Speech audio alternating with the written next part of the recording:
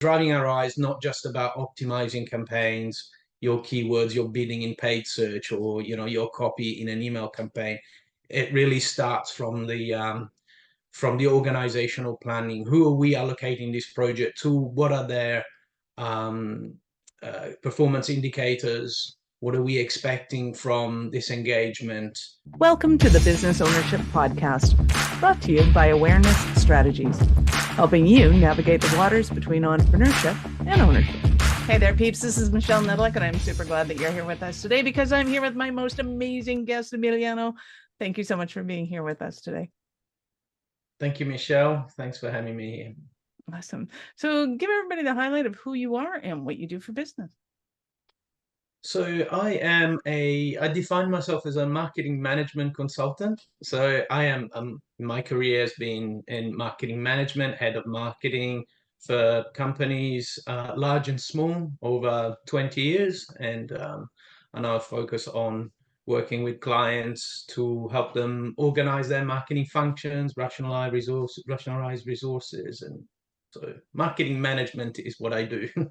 Nice. We will figure out what rationalizing resources means in a second. But before we do that, I want to backtrack a little bit.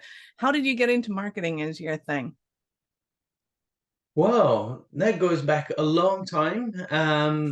Yeah, about 20 years. And I think this is probably not unusual. I got into marketing from initially starting my career in sales, and then kind of realizing that a lot of the sales principles and training techniques were really just an extension of marketing strategy. And so that's how I sort of shifted and pivoted from sales into marketing. That was a great start, actually, because I think it's very useful for marketers to have an understanding of the sort of customer-facing sales function. So that was very helpful.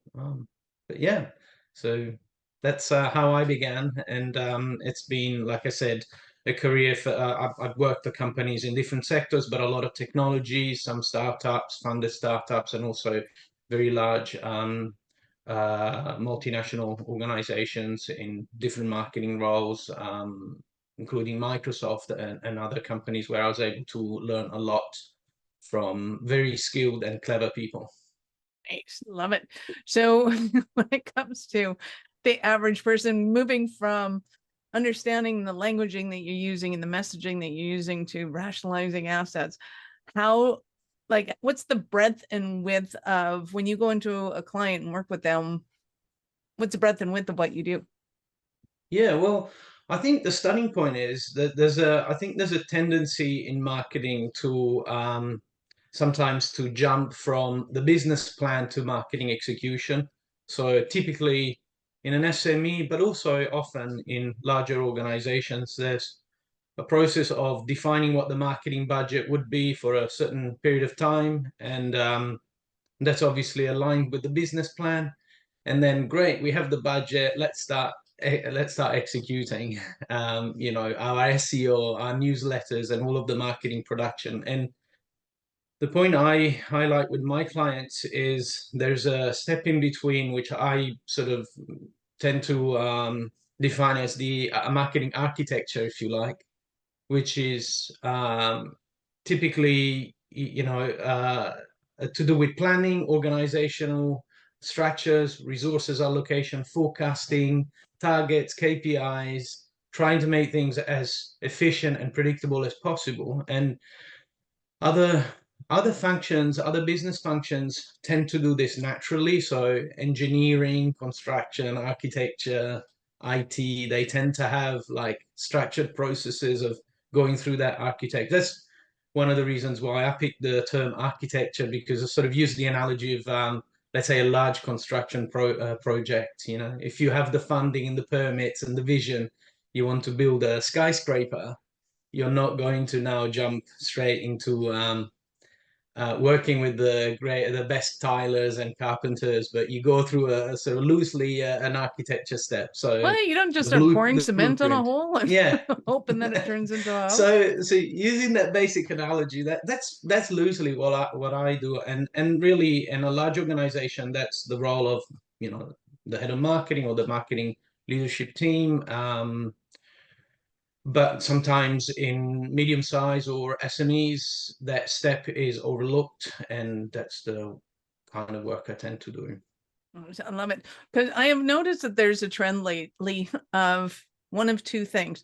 They'll either get a VA, which I'm starting to hate that term so much, because it just encompasses kind of an everything, remote and or otherwise. So they'll get somebody to kind of do the marketing. It's like, can you do social media? Can you do Facebook? Great, you're our marketing director. And it's like, well, no, they're not. They might know how to put an ad Yeah. a post on Facebook, but that doesn't mean you know how to put an ad on Facebook, which doesn't mean that you know why you're putting ads out, which is totally different, and why they're on Facebook. And then the other extreme is that they'll go, oh, we want a CMO, and you're going to come in and you're going to give us all the kind of the strategy for it. And by the way, can you post this on Hootsuite? And I'm like, no. That's not how it works. So let's kind of tear this apart for us so that people can understand kind of why are those two extremes not the right answer. Yeah, that's so true. I would go a step further and say there are three extremes. Okay. One is that one is the marketing strategy proper, which typically is unraveled in the business plan. So who's our target audience? What's our competitive positioning? All of those sort of like really strategic marketing decisions. And typically they're addressed in the business strategy, the business plan, but they're not communicated very well through to the tactical execution. So there's already like a weak link there, if you like. And then, yeah, to your point, the difference between tactical planning and management and execution creates lots of problems, even for companies that have budget to appoint specialist resources like external agencies. Often you see agencies appointed with very weak briefs, or very loose kind of structure within which to operate. And that leads to all sorts of problems. So, at the most simplistic level, the tactical plan or the marketing architecture should include clear resources allocation with KPIs and responsibilities allocating to, let's say, the VAs, as you say, or external resources, fractional freelancers, some clear boundaries and objectives. And yeah, make the structure, I guess, predictable, but also try and remove waste where possible, because planning is a lot about removing potential waste and sort of driving ROI. So driving ROI is not just about optimizing campaigns, your keywords, your bidding in paid search, or your copy in an email campaign. It really starts from the organizational planning. Who are we allocating this project to? What are their performance indicators? What are we expecting from this engagement? What are they not responsible for? Because that's a big part of you often see maybe companies allocating marketing projects to external resources. Maybe the project is not going as well as it could, and then meetings gradually turn into discussions that have nothing to do with the original scope of work, but sort of drift on to other, you were appointed to do paid search, but now suddenly we're starting to talk about website redesign, which wasn't really the scope of work. But that's just a symptom of a not very clear sort of scope of work in the beginning, or brief, or organizational plan, if you like. So there's a lot compacted there, but I'm sure anyone who works in marketing would probably recognize some of the scenarios anyway. And yeah, right, because I'm sure we could talk about this for days, because it is so common for people to go, oh yeah, we just need ads, we just need Google ads. But your Google My Business isn't up and running properly, and or there's 3 of them and they're not connected to each other, and then there's this whole kind of can of worms that happens everywhere. And then they're going, oh, well, the ads aren't working. Why aren't the ads working? Well, it's because the landing page sucks. And well, okay, fix it. No. Yeah. Like, So true. How do you have those conversations with people? Or is it because you operate the way you operate that you're looking at kind of the whole picture up front when you get in with a company, as opposed to just kind of a tactical position of, yeah, I'll do the Google Ads thing? I think so that it's not uncommon that I start a conversation with clients from um, a limited sort of tactical issue that the client may identify. So they may identify that things aren't going well with their, paid media, for example, and that's fine. But I then sort of wind it back for them from there, and I sort of typically end up, taking things a couple of steps back, look at the structure, look at the allocation of resources, look at the budget, look at the resources that are currently in place or may be missing, where there may be misallocation of responsibilities or jobs to external or internal. But it is not uncommon to start that conversation from, because that's the issue that business leaders identify typically. They identify the micro issue. We're not getting a very good response on our email newsletter, and they identify that particular issue, and I guess it's through then building that trust and through conversations that I always take a couple of steps back, build back that tactical plan, maybe question some of the more strategic decisions around the messaging or the positioning, but just not really to change the structure, but really just to clarify where exactly the missing links may be. So yeah, and I invite anyone who is in a sort of consulting role or a marketing freelancing role to start that conversation from the paid search campaign, but try and sort of wind it back. If you have that open dialogue with the client and to the organizational planning. Yeah, because I know we've had a ton of clients say, like, our Facebook ads aren't working. Can we work with you? It's like, well, why aren't they working? Like, I appreciate that. And why aren't they working? So what do you do with them? Where did they go? Oh, I don't know. Okay. Yeah. So do you know what kind of software you're using right now? Do you have a CRM? Do you know what a CRM is? And they'll go, oh yeah, we have a database. I'm like, oh, okay. So what's it on? Excel. That's not a database. Yeah. It's not going to work. MailChimp is not a database. Those of you who don't understand. So the clients that you're typically working with now, are they kind of a certain industry, certain size? Where? They are from different industries and different sizes, actually. And I work with a few startups who have limited resources, but they're very interested in having strong planning, because to obviously control resources better, but also because that puts them in a stronger position to then liaise with potential funding partners, and showing that they have a clear vision and structure in place. So and I also work with slightly larger companies that maybe go through a process of from time to time reorganizing their marketing functions and trying to maybe drive some more efficiency.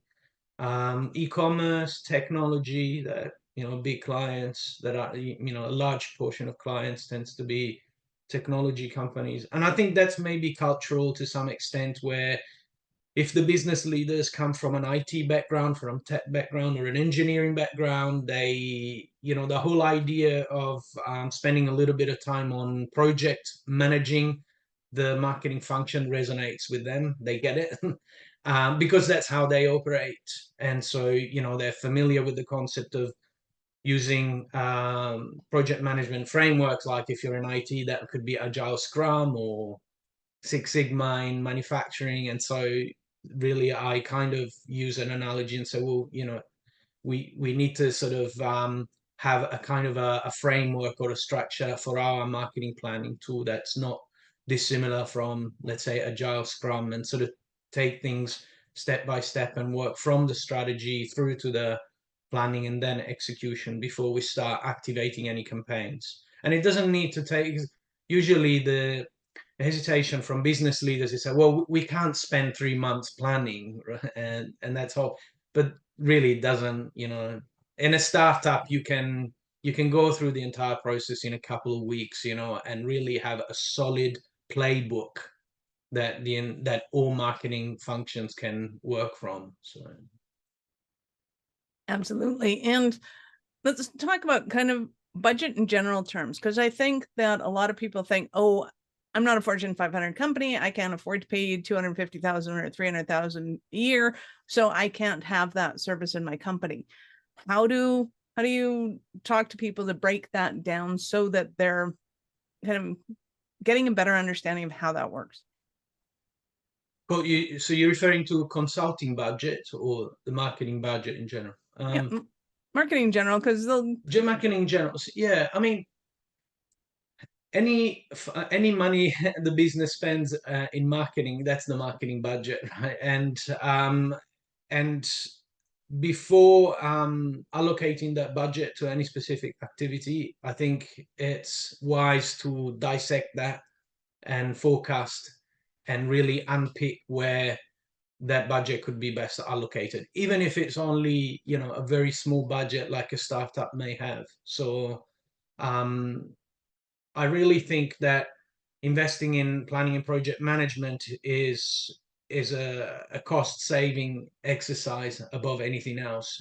And that's what we were saying earlier, rationalization of resources. So for instance, looking at, first of all, what is the best marketing model to apply to my business? Am I a database marketing business, like, for example, a software as a service company or a large scale e-commerce company? Am I an account-based marketing business? So usually the parameters that I look at is the frequency of transactions in a business. Am I a high velocity of transaction business like in e-commerce or not? And then the other is, do I have ownership of the end client database? So do I go through a channel? Do I go to market through a channel?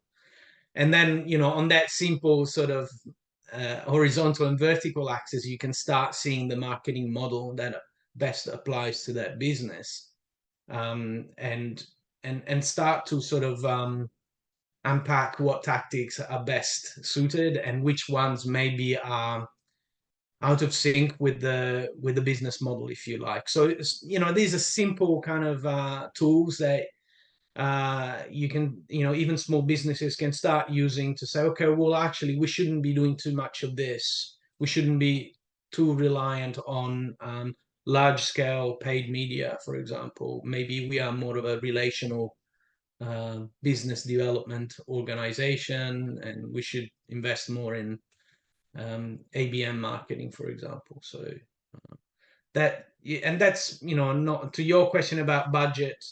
That's not really budget dependent. These are the foundations of any company's marketing efforts that are really not linked to budget. And to me, it just makes so much sense, because even with the larger companies, well, I say larger, so in the kind of 8 figures, is the ability to be able to spend money in areas that just aren't effective. I've looked at companies where they've been allocating a ton of money to a certain marketing endeavor, and it has a negative return every single time. It doesn't make any sense whatsoever. It's like, well, why are you doing this? And it's your 10th year doing it. And that in itself can, in this case, freed up about $400,000. It was a lot of money to just throw out the window and not do anything with. So are you seeing that happening, and any of them kind of interesting that you share with us? Yeah, I'm seeing that happening. Sometimes small businesses, as a proportion of sales revenue, sometimes small businesses spend just as much in marketing as a large organization. So maybe the investment is not as large in absolute terms, but as a share of profits, it can be just the same. Well, what I see often, again, going back to not addressing the planning first, is not looking at the user journey across the full funnel is another classic that I think is the result of rushing to execution. So rushing to allocate resources to execution and commit spend without mapping, even really at a simple level, 3 or 4 key touch points across the user journey, and how are we distributing resources across these touch points. And resources could be, labor, media, and tools, right? And so, do we have the right people? Do we have enough time of the right people at each of these stage touch points? So that's a classic that I see often. Maybe the execution is skewed towards the bottom of the funnel, too much emphasis and resources towards inbound traffic, search marketing, for example, and not enough at the top of the funnel, for instance, awareness and reach, or vice versa. That's a classic real life scenario that I see often. And so, again, investing a little bit in rationalizing that, and sometimes using fractional resources. Maybe it's not possible for one vendor or one person to take care of the entire execution, but maybe the business can split resources, and use freelancers or external help for to address all the entire sort of marketing funnel, if you like. Love it. So in a moment, I'm going to ask you about a Cinderella story of one of your clients. But before we do that, we're going to take a quick break. Are you running a business over 7 figures but still struggling with technology headaches? Pay attention. You do not want to miss this offer. This podcast episode is brought to you by Awareness Strategies, who is offering a custom-built digital adoption roadmap for anyone running a business over 7 figures who's wanting to grow their business in the next 5 years. And it's not just a roadmap. They offer full implementation as well, if that scares the out of you. Check out awarenessstrategies.com/roadmap for more details today. The link's in the show's notes. Don't regret not doing this. Do it now. That's awarenessstrategies.com/roadmap. Awesome. So I'm super excited to hear about a Cinderella story of one of your clients. Well, the Cinderella story for me is certainly a car care products manufacturing company. That's a client of mine that's been with me for a few years now. And I started working with them when they were essentially launching a new business, a new product line into a new market, and they effectively had no customers for this product line and brand. And we worked together on the entire marketing plan, structure, execution, and they're now really are an international success story in their field. With distributors in, I think, more than 50 countries, and they're doing really well. So much so that they are now starting to plan the rollout of a new product line again. So I'm thinking, gosh, we have to start again, like the whole journey, like we did. But no, it was great because when you can work with a customer from day zero and see, that's not very often that happens. So recruiting people, they have a marketing team in place now. They have a very, very successful network of partners around the world, and it was Very a cool. great field to work with them. Oh, that is awesome. Well, I know our listeners are going to want more from you. So how did they start that journey with you? They can find me at my website, chase5.com, or on LinkedIn. If anyone wants to get in touch, I'd love to hear from your audience and answer any questions, or simply link up. We will, of course, have all of Emiliano's links in the show notes. So go ahead and scroll down, click on the links, open up in a new browser, because we're not done yet. So I get to ask you, at what point in life did you know you were a special kind and crazy enough to think that you could become an entrepreneur? I sort of always wanted to, and then I postponed working for myself for a long time. But eventually, I did it. I'm glad I did. But it's always been a secret goal, if you like. So I think when you are, you are an entrepreneur. It just kind of hits you. That was awesome. You've been absolutely fabulous. Any last words for our peeps? Yeah, well, so thank you. Yeah, thanks for having me. It's been an absolute pleasure. And I'll look forward to hearing from your audience if they want to get in touch. Nice. That sounds fabulous. Emiliano, thank you so much for your time. I appreciate it, and I know how valuable it is. Thank you. Awesome. Peeps, this is Michelle Nedelec. Thank you for being here with us today. Be sure to subscribe to the show and share it with your friends. We love helping entrepreneurs grow. Are you running a business over 7 figures but still struggling with technology headaches? Pay attention, you do not want to miss this offer. This podcast episode is brought to you by Awareness Strategies, who is offering a custom-built digital adoption roadmap for anyone running a business over 7 figures who's wanting to grow their business in the next 5 years. And it's not just a roadmap, they offer full implementation as well if that scares the out of you. Check out awarenessstrategies.com/roadmap for more details today. The link's in the show's notes. Don't regret not doing this. Do it now. That's awarenessstrategies.com/roadmap.